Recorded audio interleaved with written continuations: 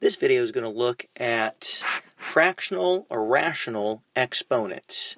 For instance, if we were to take the value 8 raised to the 2/3, what is it asking you to do or to find? Well, first of all, fractional exponents have nothing to do with getting a fraction for your answer. Rather, a fractional exponent is just a special notation that we use to describe some other event. And what is that other event? Well, if we were to say just raise 8 to the 1/3, whenever we have a value raised to a fractional exponent where the numerator is a 1 and the denominator is some other value, then what this is equal to is basically you look at the denominator here and you simply take that root of the base. So 8 to the 1/3 is the same as just the cube root of 8, which will equal the value 2.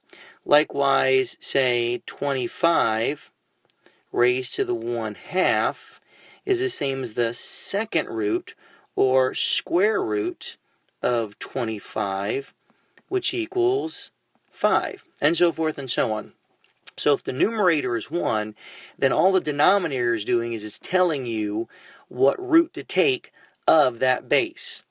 What if, however, the numerator is not 1? What if you had, say, 8 raised to the 2/3? Well, then it's not much more work.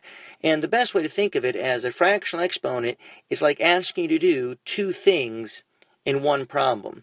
So if I'm trying to raise 8 to the 2/3, that 3 is still going to act like a root, and that's still going to ask you to take the cube root of 8.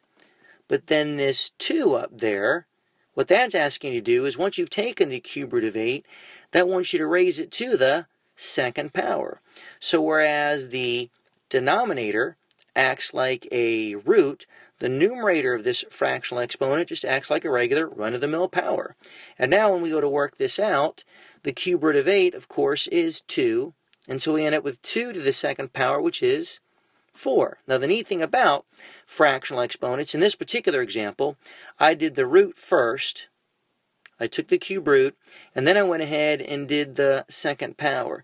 But the order really doesn't matter. I could just as easily have taken 8 to the 2/3, and instead of dealing with the 3 first and taking the cube root, I could have dealt with the 2 first and said, let's go ahead and raise 8 to the second power, and then go ahead and deal with the 3 and take the cube root of that. And you're not going to end up with the same answer because the cube root of 8 squared, working out the 8 squared, is the same as the cube root of 64, which of course is still 4. So you do get the same thing. So in a sense, if we were to take some value a raised to some fractional exponent like m over n, all we're basically saying is the denominator of that, the n, acts like a root, and the numerator, m, acts like a regular exponent or power. So you're really just doing two things at once. One of the neat things about fractional exponents is that they actually obey all of the laws of exponents. So once again, if we were to take something like 25 raised to the 3/2, remember the 2 acts like a root, so that would be the square root of 25 raised to the 3rd power, and the square root of 25, of course, is 5. 5 raised to the 3rd equals 125, okay? But say we threw some negatives in there. Like say we had a negative 32 in parentheses raised to the 2/5. Well, don't forget about parentheses and powers, because the negatives inside parentheses, if we were to deal with a 5, the 5th root, that would tell you to take the 5th root of the entire negative 32 and then raise that to the second power. And because we're taking the odd root, the 5th root of a negative, we actually get an answer. The 5th root of negative 32 is negative 2, and then all of that gets raised to the second power, which is going to equal the value 4. If, however, we had a negative 32 with no parentheses raised to the 2/5 power. All right, the only difference is we don't have parentheses. The negative not being in parentheses means it's not being incorporated in the fractional exponent. So when I go to take the 5th root, it's just the 5th root of the 32, which is then going to get raised to the 2nd power. What about that negative that's out front? Well, since it's not being raised to the power, it just stays out front. And so now we work this out. The 5th root of 32 is 2, which is going to be squared. The negative, again, just gets put out front.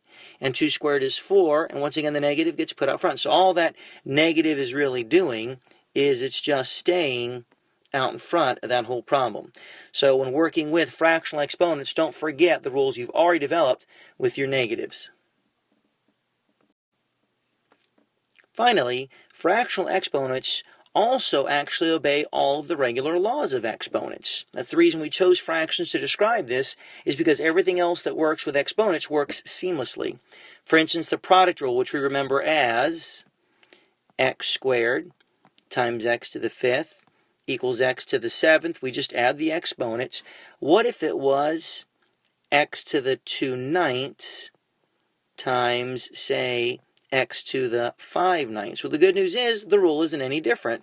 Just like you added the 2 and the 5, you add the 2/9 and the 5/9, and we get x to the 7/9. So the product rule for exponents hasn't changed at all, even when working with fractional exponents. Now, of course, if we had something like x to the 3/4 times x to the 1/6, to get that answer, we would want to actually have a power that is the result of 3/4 added to 1/6. But unlike 2/9 and 5/9, which are like fractions and easily combined, 3/4 and 1/6 don't. So this is where we come up, go back to our basic math and say thus to add those 3/4 and 1/6, we need to come up with a common denominator, which would be 12. Which means 3/4 becomes 9/12, 1/6 becomes 2/12, and we end up with the answer x to the 11/12. So, like we said, the product rule stays the same. It's just that now that you're adding fractions, you might have to work with unlike fractions and remember some of your basic math. Also, don't forget, as you're working with these, say, for instance, you get an answer like, say, you have x to the 2/9 times, say, x to the 4/9. Well, when I combine those, I'm going to get x to the 6/9. However, 6/9 is a fraction that can be reduced, and we're going to want to reduce it, and we're going to actually end up with x to the 2/3. And that's another nice thing about fractional exponents is they obey not just the laws of exponents, but they also obey all the laws of fractions.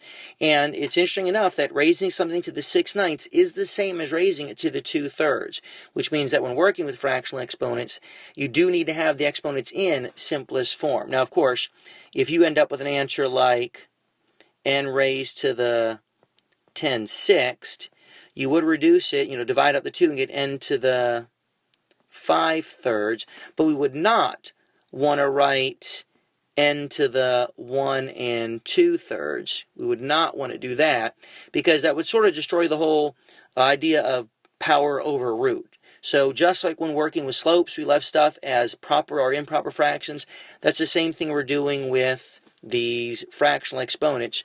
We want to leave the result as a proper or improper fraction in the power. So don't forget that. Okay, let's look at another rule. Let's say we were to look at the power rule. Just as we remember, a squared raised to the 5th is going to be a to the 10th.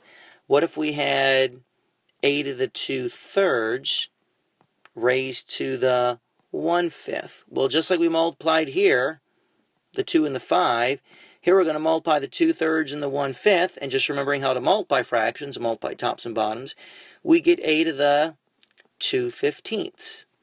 So even the power rule is still working the same.